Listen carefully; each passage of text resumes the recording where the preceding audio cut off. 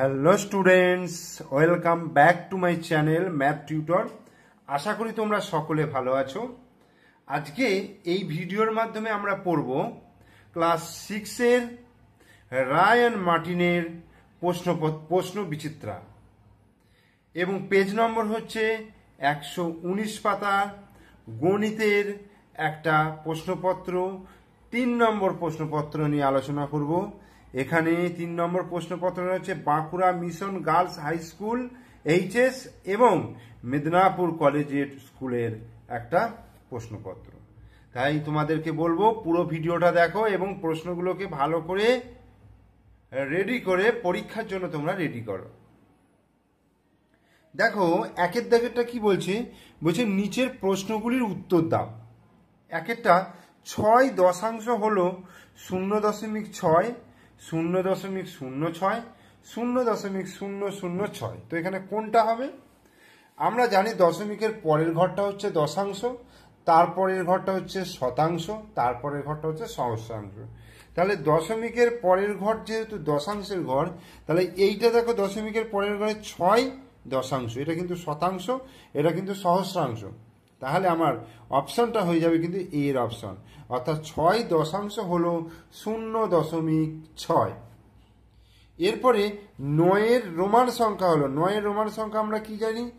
IX, কারণ X মানে হচ্ছে 10 আর আইটা আগে দেওয়া মানে 10 থেকে 1 বিয়োগ হয়ে 9, অর্থাৎ বি এর অপশনটা। এরপরে 3-এরটা দেখো 1.283 ভগ্নাংশটিতে 8-এর স্থানীয় মান। 8টা কোথায় আছে দেখো? দশমিকের 1 ঘর পরে, অর্থাৎ দশমিকের পরের ঘরটা বাদ দিয়ে তার পরের ঘরে আছে, অর্থাৎ 2 নম্বর ঘরে। তাহলে আমরা দশমিকের পরের ঘরটা জানি দশাংশ, তাহলে আর 8 মানে এই 2 নম্বর ঘরটা জানি কি? শতাংশের ঘর। তাহলে এর স্থানীয় মান কি হবে? শতাংশের ঘর স্থানীয় মান কত হবে? 8/100। ওকে। এরপরে হচ্ছে 2 অঙ্কের বৃহত্তম যৌগিক সংখ্যাকে রোমান সংখ্যায় লিখতে বলছে। 2 অঙ্কের বৃহত্তম যৌগিক সংখ্যা কত বলতো? আগে আমায় 2 অঙ্কের বৃহত্তম যৌগিক সংখ্যা লিখতে হবে 99, কারণ 99 হচ্ছে যৌগিক সংখ্যা। কারণ 99 এর পরের সংখ্যা 100 হয়ে যাচ্ছে, ওটা 3 অঙ্কের হয়ে যাবে। তাহলে 99টা হচ্ছে সব থেকে বড় 2 অঙ্কের যৌগিক সংখ্যা।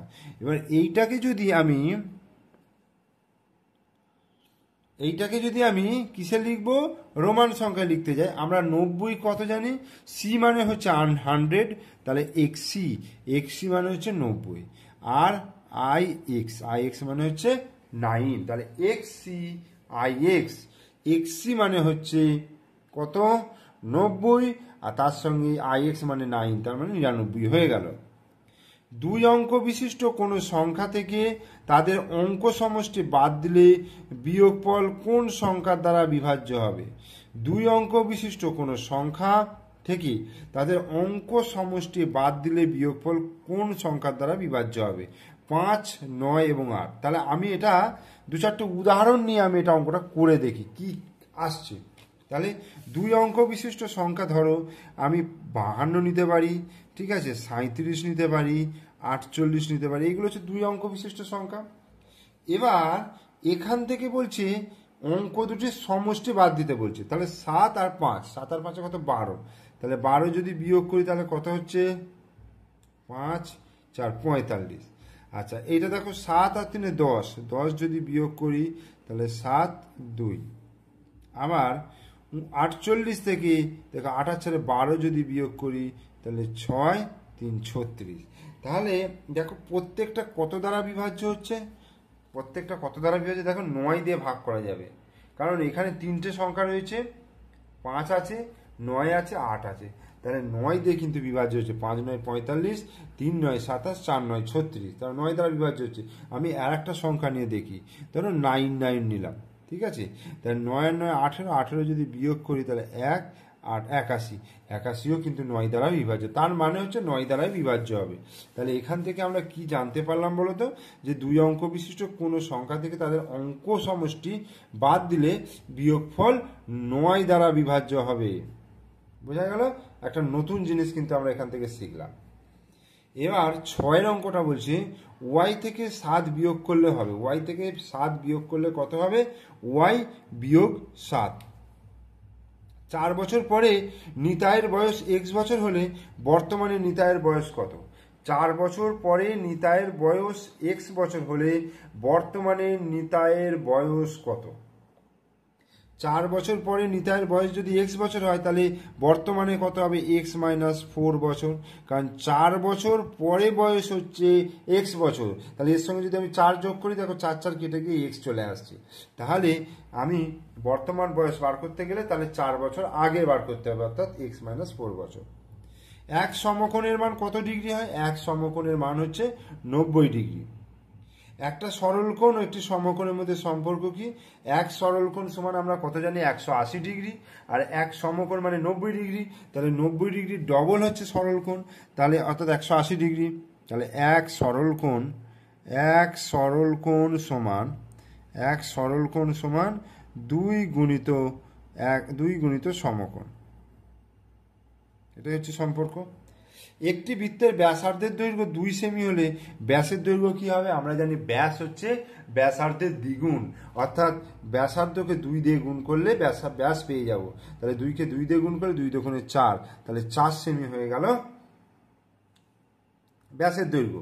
তাহলে এখানে 10টা কোশ্চেন, তাহলে 10টা কোশ্চেন কিন্তু উত্তর দিতে পারলে কিন্তু পুরো তোমরা 10 নম্বর পেয়ে যাবে। এরপরে আমরা চলে যাচ্ছি, দেখো 2-এর দাগের কোশ্চেন। 2-এর দাগের কোশ্চেনগুলো কি বলছে? যে নিচের সংখ্যাগুলোর উত্তর দাও। 3 এবং 5-এর গসাগু এবং লসাগু কত বলেছে। দেখো 3 এবং 5 এরা হচ্ছে পরস্পর মৌলিক সংখ্যা। 3 এবং 5 এরা হচ্ছে পরস্পর মৌলিক সংখ্যা, বা এদের যদি গসাগু করো তাহলে 3 এবং 5কে অন্য কোনো সংখ্যা দিয়ে মিলছে না 1 ছাড়া, তাহলে গসাগু হয়ে যাচ্ছে কত? গসাগু হয়ে যাচ্ছে 1। আর লসাগু তাহলে কত হবে? লসাগু কিন্তু 3 গুণিত 5, সংখ্যা দুটির গুণফল। 3 5 15। বলছে 2-এরটা বলছে সবচেয়ে ছোট সংখ্যা নির্ণয় করো যা 18, 24, 32 দ্বারা বিভাজ্য। তার মানে 18, 24 এবং 32-এর যদি আমি লসাগু বার করতে পারি, লসাগু লঘিষ্ঠ সাধারণ গুণিতক, ঠিক আছে? অর্থাৎ লঘিষ্ঠ সাধারণ সাধারণ গুণিতকগুলোর মধ্যে যেটা সব থেকে ছোট সেটা হচ্ছে লসাগু হবে। তাহলে 18, 24 এবং 32-এর লসাগু বার করবো। 2-এর দাগে 2-এরটা, 2-এর দাগে 2-এরটা কি কি আছে? 18 আছে, 24 আছে, আর কত আছে? 32। একটা জিনিস লক্ষ্য করো, তাহলে লসাগু বার করতে হবে যে কোনো দুটোকে মিললেই হবে। তো এখানে আমি প্রথমত আগে 3টেকে মেলাবার চেষ্টা করব। তাহলে 2 দিয়ে যদি করি, দেখো প্রত্যেকটা জোড় সংখ্যা রয়েছে মানে মিলে যাচ্ছে। 2 9 দুগুণে 18, 12 দুগুণে 24, আর 16 দুগুণে 32।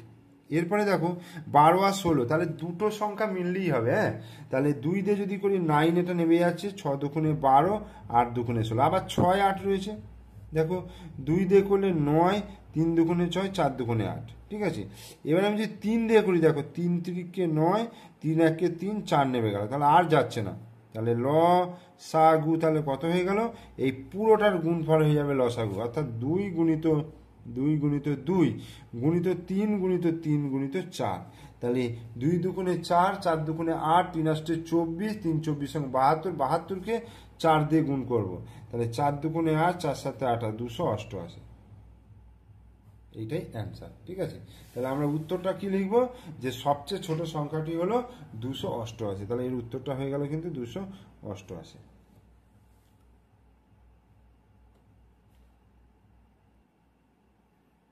এরপরে দেখো বলছে অধক্রমে সাজাতে বলেছে। অধক্রমে মানে কি? বড় থেকে ছোট সাজানো।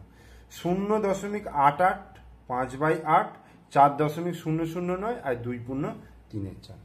দেখো 0.88 আছে। আচ্ছা, 5কে যদি 8 দিয়ে ভাগ করি তাহলে কত হবে? 5কে 8 দিয়ে ভাগ করলে 8, এখানে দশমিক দিয়ে 0 খাওয়ালাম, তাহলে 5 8 40, 5 9 না 8 দিয়ে তো 6 8 48। এই হলো 2 দশমিকের জন্য 0 খেলো। আচ্ছা, 8 দুগুণে 16 হলো, 4 একটা 0 খেলো, 5 8 40। তাহলে 0.625। আচ্ছা, 0.88, 0.625, 4.009, আর হচ্ছে এইটা 3কে 4 দিয়ে যদি ভাগ করি দেখো 0.0, 4 7 28, 2 20 হলো, 4 5 20, তার মানে এইটা হবে 2.75। এবার বলেছে বড় থেকে ছোট সাজাতে। দেখো এখানে কি আছে, আর কিছু না করি কিন্তু এখানে বোঝা যাচ্ছে। দেখো 4.0, এখানে 4 আছে, দশমিক 4.00, আর এখানে 2 আছে, তার মানে 4টা বড়। আচ্ছা, এইভাবে যদি না বুঝতে পারো, আমি এটাকে 88 দশমিকটাকে তুলে নিচে 100 খাওয়ালাম। এটা দেখো 625 বাই কত হলো, একের পিঠে দশমিকের পর 3টে ঘর আছে, মানে 3টে শূন্য হবে। 4009 বাই একের পিঠে 1 2 3টে হলো, আর 275 বাই একের পিঠে 2টো শূন্য হবে। এবার দেখো হাজার হচ্ছে ম্যাক্সিমাম রয়েছে, তাহলে এখানে একটা শূন্য, এখানে একটা শূন্য বসালাম, আর এই একটা শূন্য, এই একটা শূন্য বসালাম, তাহলে সব কটার নিচে হাজার হয়ে গেল। এবার সব থেকে বড় সংখ্যা দেখো 4900, তার মানে 4.009, এটা সব থেকে বড়। তারপরে দেখো 2750, মানে 2.3-4। তারপরে দেখো 880, মানে 0.88, তারপরে হচ্ছে 5-8। এটাই হয়ে গেল অধক্রমে সাজানো, অর্থাৎ বড় থেকে ছোট হিসাবে সাজানো। এরপরে 2-এর দাগে 4-এর অঙ্কটা দেখো, বলছি একটি দেয়াল ঘড়িতে 4টে বাজতে 2 সেকেন্ড সময় নেয়, তাহলে 10টা বাজতে কত সেকেন্ড সময় নেবে? 4টে বাজতে 2 সেকেন্ড সময় নেয়। দেখো অঙ্কটা কিভাবে করছি। 4টে বাজতে 2 সেকেন্ড সময় নেয়, মানে 4টে বাজলে কটা ঘন্টা পরে? 1টা 2টো 3টে 4টে, ঠিক আছে। এই টোটালটায় সময় নিচ্ছে 2 সেকেন্ড, অর্থাৎ এখানে যে একটা ঘন্টার পরে আর একটা ঘন্টা যে বাজছে, এর মাঝখানে একটা বিরতি আছে, তাই না? একটা ঘন্টা বাজলো, তারপরে একটু বিরতি দিয়ে আবার একটা ঘন্টা বাজলো, তারপরে আবার একটু বিরতি দিয়ে আবার একটা ঘন্টা বাজলো, আবার একটা বিরতি দিয়ে আবার একটা, তার মানে কটা বিরতি হচ্ছে? 3টে। অ্যাকচুয়ালি 3টে বিরতির জন্য সময় লাগছে 2 সেকেন্ড, ঠিক আছে। তাহলে আমার এখানে বলেছে 10টা বাজতে, 10টা 3, যখন 4টে ঘন্টা বাজছে তখন একটা কম বিরতি, তাহলে 10টা ঘন্টা বাজলে তাহলে একটা কম বিরতি, মানে 9টা, তাই তো। তাহলে এখানে কি লিখবো? বিরতি। এখানে লিখবো বিরতি আর হচ্ছে সময়, ঠিক আছে। বিরতি দেখো 4টে মাইনাস 1টা, 3টে বিরতির জন্য সময় লাগছে 2 সেকেন্ড, আর 10টা বাজতে, মানে 10টা মাইনাস 1টা সমান 9টা, 9টা বিরতির জন্য সময় লাগছে কত সেকেন্ড? তাহলে 3টি বিরতির জন্য সময় লাগে 2 সেকেন্ড, ঠিক আছে। আর একটা বিরতির জন্য সময় লাগবে তাহলে কত? 2/3 সেকেন্ড। আর 9টা বিরতির জন্য সময় লাগবে 2 গুণিত 9/3, তাহলে 3 তিরিকে 9 সমান 3 দুগুণে 6 সেকেন্ড, ঠিক আছে। তাহলে 6 সেকেন্ড। অতএব উত্তরটা কি লিখবো? 10টা বাজতে 6 সেকেন্ড সময় নেবে। অ্যান্সার। এরপরে আমরা 5-এর দাগের অঙ্কে যাচ্ছি। দেখো বলছে বাবা অনেকগুলি মিষ্টির প্যাকেট আনলেন। কতগুলো মিষ্টির প্যাকেট কিন্তু বলে দেয়নি, অনেকগুলো মিষ্টির প্যাকেট আনলেন, এবং যদি প্রতি প্যাকেটে 5টি করে সন্দেশ থাকে, তাহলে বাবা কতগুলি সন্দেশ নিয়ে এসছে বা কতগুলি মিষ্টি এনেছে। তাহলে আমাকে ধরে নিতে হবে, ধরি, এটা হচ্ছে 5-এরটা, ধরি বাবা মোট এক্সটি মিষ্টির প্যাকেট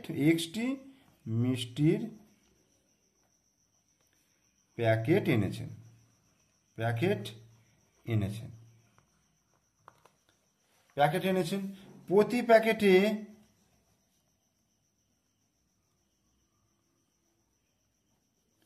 সন্দেশ আছে, প্রতি প্যাকেটে সন্দেশ আছে কটা? প্রতি প্যাকেটে সন্দেশ আছে 5টি। তাহলে অতএব এক্সটি প্যাকেটে মোট সন্দেশ হবে তাহলে এক্স গুণিত 5, তাই তো, তার মানে 5xt। তাহলে বাবা কতগুলো সন্দেশ এনেছে? 5xt সন্দেশ এনেছে, হয়ে গেল। এরপরে 6 দাগের অঙ্ক দেখো কি বলছে, যে তোমার খাতা a সেমি লম্বা আর b সেমি চওড়া, তাহলে খাতাটির পরিসীমা বার করতে বলেছে। তাহলে খাতাটির পরিসীমা, অতএব খাতাটির পরিসীমা, যেহেতু খাতার পাতা একটা দৈর্ঘ্য এবং প্রস্থ রয়েছে, ঠিক আছে, তাহলে ওটা হচ্ছে একটা আয়তক্ষেত্রাকার। তাহলে দৈর্ঘ্য 2 গুণিত দৈর্ঘ্য যুক্ত প্রস্থ, এটা হচ্ছে পরিসীমা। তার মানে 2 গুণিত a প্লাস b এত সেমি। অ্যান্সার। এইবার আমরা চলে আসব 3 দাগে। 3 দাগের 1 অঙ্ক।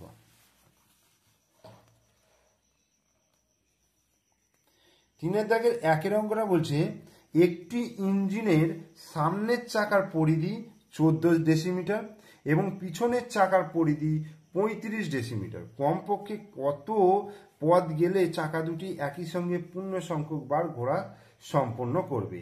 দেখো, এই অঙ্কটা তোমাদের 1 নম্বর যে প্রশ্নপত্রটা করিয়েছিলাম সেইখানে এই কোশ্চেনটা ছিল। যারা আমার ওই ভিডিও দেখেছো তারা ওখানে এই অঙ্কটা পেয়ে যাবে, আর যারা দেখোনি তারা প্লেলিস্ট খুলে সেখান থেকে দেখে নিতে পারো, ঠিক আছে।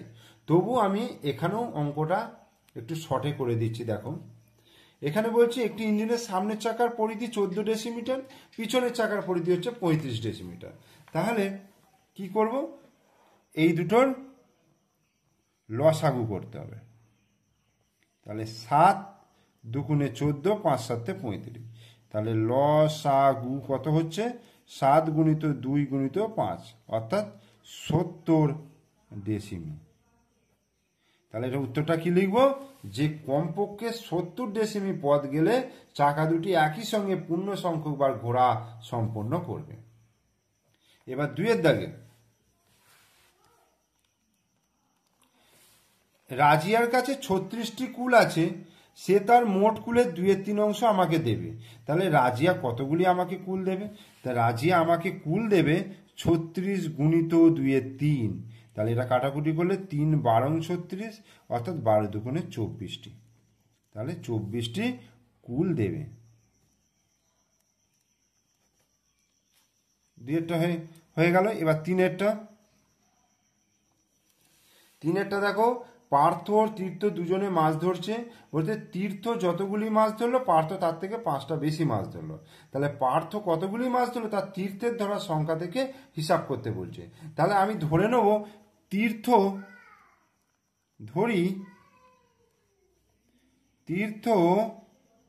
এক্সটি মাছ ধরলো,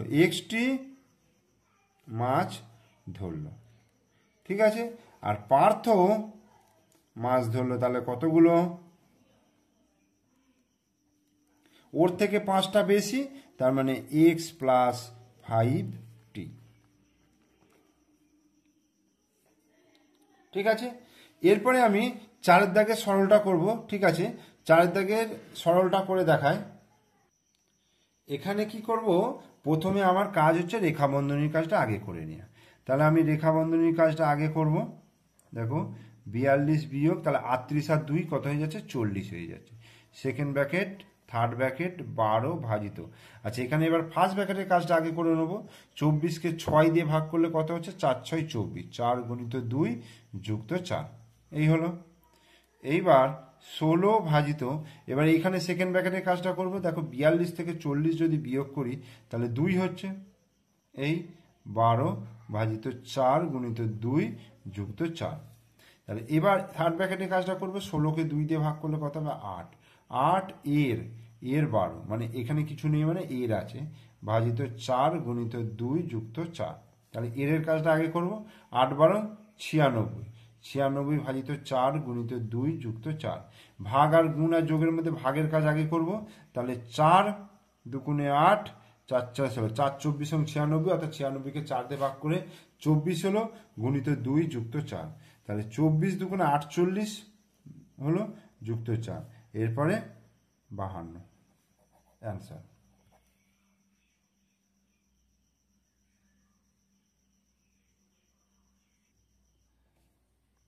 এখানে 5 দাগের অঙ্কটা কি বলেছে, যে দুটি সংখ্যার গসাগু আর লসাগু যথাক্রমে 8 এবং 280, একটি সংখ্যা 56 হলে অপর সংখ্যা দুটির অন্তর কত।